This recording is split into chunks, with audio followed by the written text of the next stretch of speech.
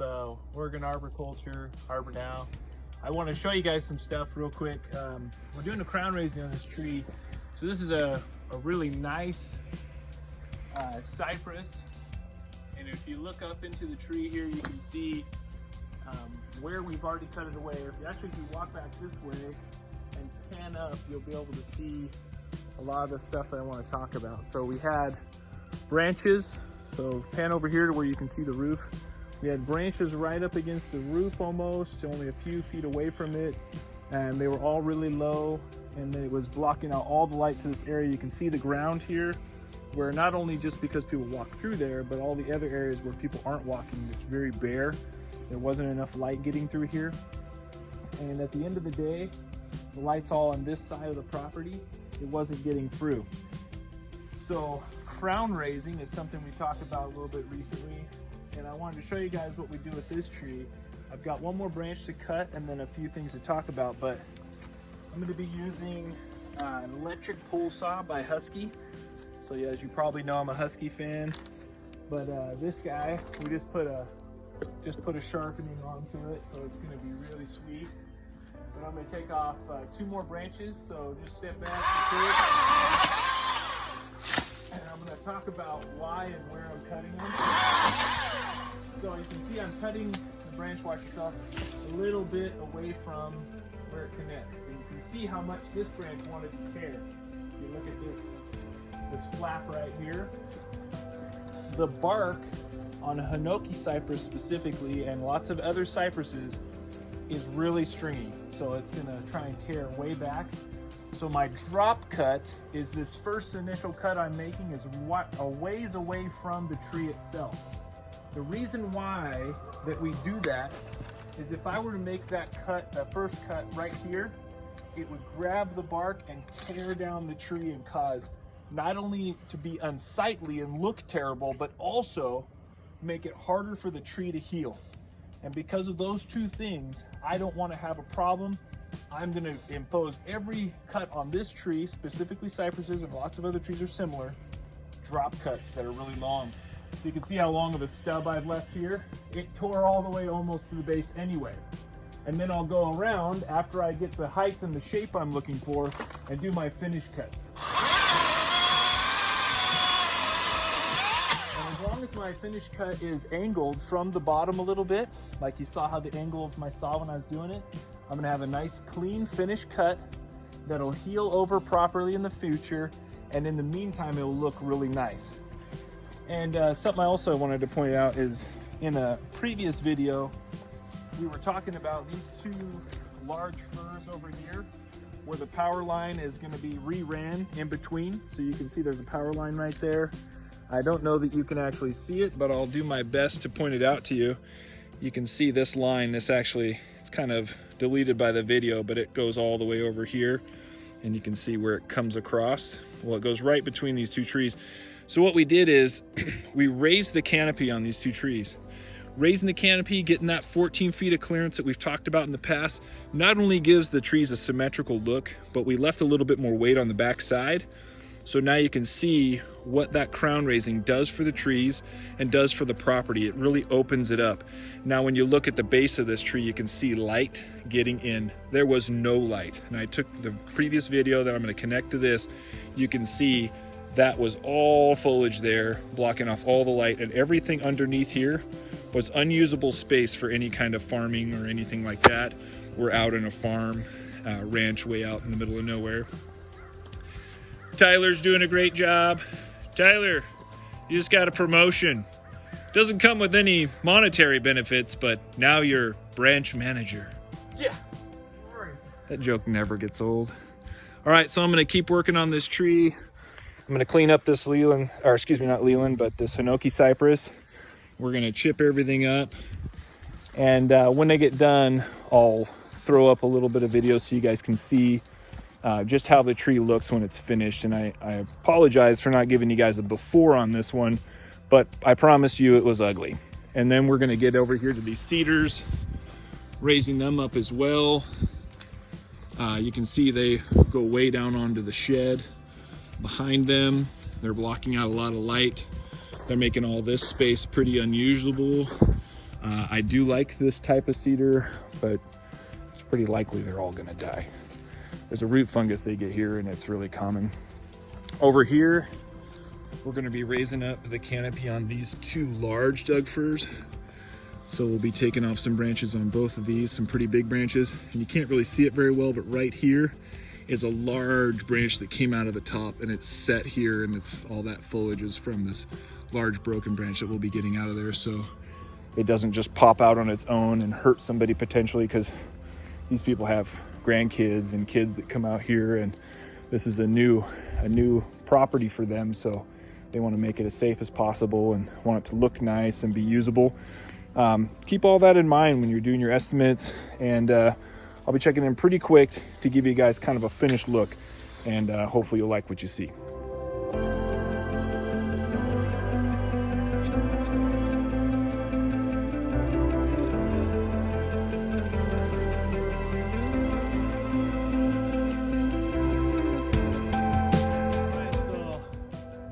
Done this before, but I want to show you guys like what I use most commonly when I'm climbing. We're gonna be crown raising this big Doug fir. It's got a good, probably a 60-inch base on it. It's a good sized tree. The camera won't do it justice. For some reason, it doesn't really pick up the actual size of stuff. But right now, what I'm gonna do is get up in this tree using the DRT system. I'm pretty much always going to use a cambium saver. Yeah, it's called for, but it just facilitates climbing much easier, especially in a DRT situation. I'm going to put my bag is connected to my throw line. I can stick the bag through the cambium saver and then shuck out all of the appropriate rope. And as long as I'm working back to the source of the rope, pretty much anytime I'm messing with rope, I just shuck it back to the source and it's not going to get tangled pretty much no matter what we do. I'm looking for a nice branch.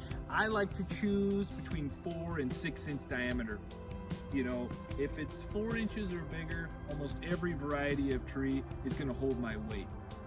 Not every time, and sometimes there'll be something wrong with the branch you can't see, but most of the time, that's a fair bet. I'm going for a nice 4-inch diameter. And you know what? That's not the one I was going for, but it'll do. So we got a branch, and now with DRT, all I have to do is single out that branch. So I've got it over one of them.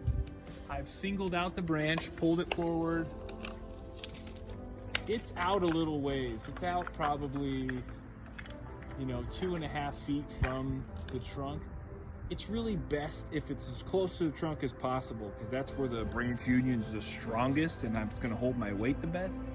But again, that's like over a 4-inch diameter branch. I'm pretty sure it's going to hold me. I'm not too concerned.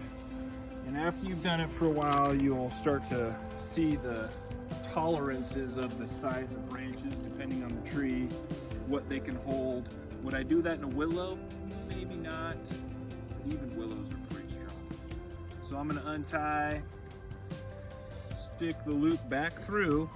This is the only thing. My cambium saver's flat. My source is coming in from here. It's going up through the ring, over the top of the branch, and then coming down, and the same thing. So if it comes in from this way, I want it to come down in the next one. As long as this is flat, that's going to get me up over the branch really easy. Even if it's twisted, it still will work, but sometimes it can flip your line around itself and kind of do like a quickie little knot. It can be a hassle to get it out of there, but we got what we're looking for. So I'm going to send that up there, and a little trick to get me a little closer to the stem is once I get up there, there's some little branches in my way. This is going to be a little bit of a pain, but I can walk the direction I want my flip to go and see if I can get it to pull over. Stay focused on what's going on up here. Don't worry about what I'm doing, but I'm just going to work my way over this way, get past these little branches. If I pull a little bit vigorously, I might get to slide up the branch a little bit. Not really. We tried. Sometimes that works well, but this branch is actually drifted out a little bit at an angle. All right, so I use a 1/2-inch rope for most climbing. I've used smaller ropes. You don't have to have a 1/2-inch rope. A rope 1/4 of this size, I could almost climb on this and probably live. But it seems to be a little bit of peace of mind using a 1/2-inch rope. And a lot of the gear I use really works best with a 1/2-inch rope. So that's why I do it. But anyway, we're gonna take off. I'm just gonna do, I've got a dedicated loop with a secondary knot for throwing. I'm gonna use that. And there's a more complicated way to do this with a single line. That way is better. This can pop off pretty easy. But what I do is I tape, obviously, use just some regular electrical tape, wrap it forward and backward, and then I heat the end and make a nice little hard chunky knot just at the very end.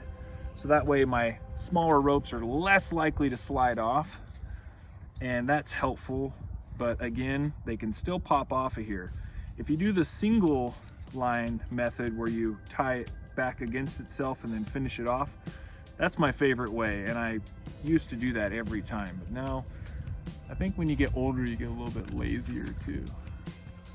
But this is one of the tricks here. Once it gets up closer to the eye of the cambium saber, my rope is on one side, and I'm gonna, if I just twist the rope, if you look at the top, I can twist this rope and make it move really easily.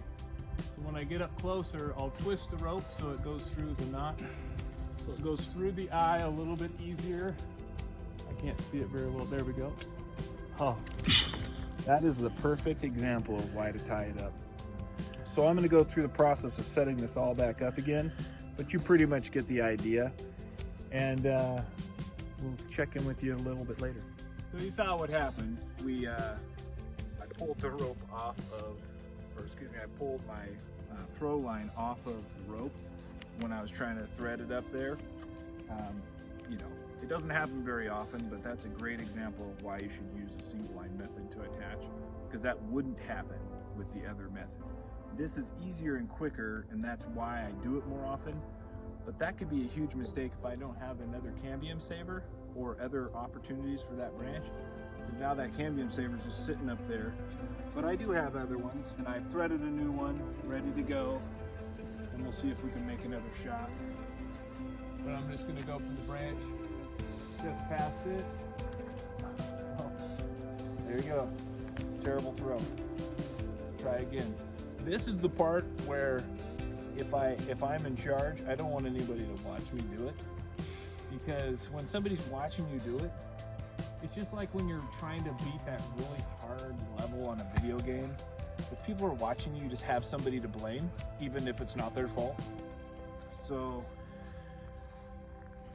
that's one of the reasons. Oh man, another bad throw. Well, we might be making a video of what not to do. Maybe just as valuable. And actually, I probably could have climbed on the one I just had. It was okay, it was decent. But again, you just see each time I throw, I'm just reshucking back in. This is a really short throw too. Oh, okay. Well, that's it right there. We got it seamed out. The same branch I was climbing on, just a little closer to the trunk of the tree, which is nice because that means it'll be a stronger place. And that could have just been God saving me from a terrible disaster. Maybe I'll get up there and find out that branch is, you know, all eroded at the top or something right where I was. I've actually seen that in a maple a few times, you know, where the squirrels will get up and chew the bark away. I climbed this one maple and the whole top side of the branch that I was connected to was completely rotted and completely hollow, and the only thing alive was the bottom of it that you could see from the ground. So there's that. Let's see if we can get this back up where it belongs, up next to his buddy. Oh yeah, climbing trees. Climbing trees. Got some little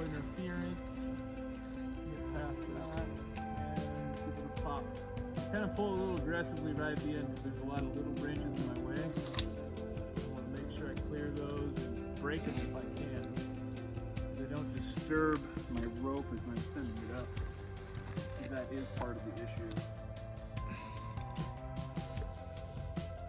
You know, I actually can demonstrate the single line technique without taking this loop out. So I'm going to do that. So come in close and I'll show you.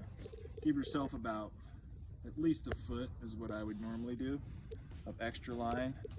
Loop over and back to itself. So I just like if I was starting a half hitch, I looped over and back to itself. I'm going to run down the rope just a little bit further. I'm going to loop over and inside and back to itself. And you can address this all later once you get done. And I'm going to do that again. I say 3 turns is plenty. And that's the 3rd turn. And then with a simple half hitch, I'm going to put it up and over, back inside of itself. The description is terrible on this. And then back in. That isn't coming off of there. And now I can dress this. So I've got these turns that are back inside of themselves. And I can dress those all the way up to the top. Just giving myself a little extra. And this one at the top is really the important one. But the really cool thing about doing it this way is it won't slip out like the last one that I did with just the loop. Although, you know, we're doing this every day. That hasn't happened all last year. So, or at least not that I can remember. Can you remember, Tyler? Mm-mm. Cameramen aren't supposed to talk, bro. Okay. We'll see if we fare better this time. Yeah, see, it just strung it so much easier. I didn't have to worry about poking it out. And so now I have a good climbing position. Untie all this. I'm going to put my line away, which I will do shortly. And I'm ready to climb. So that's a simple setup method for the DRT. So the dual rope technique. We're going to get into, I'm going to show you guys another way to set up dual rope with an SRT flare. It's really simple, and you can basil tie it or do pretty much anything you want. And that's another way, because this one's a little bit rattier, the next tree we're going to get into, and then we'll set that one up a little bit differently. So show you 2 different climbing methods in one video. I really feel like with these 2 basic get in the tree methods, when it comes to trimming, you're covered. You don't have to learn the 17,000 different ways to do it. These 2 simple methods, one of them takes a little bit more rope, but it's really easy. You're gonna have no problem doing the entire gambit of this job, every facet. So check in pretty quick and we'll do that.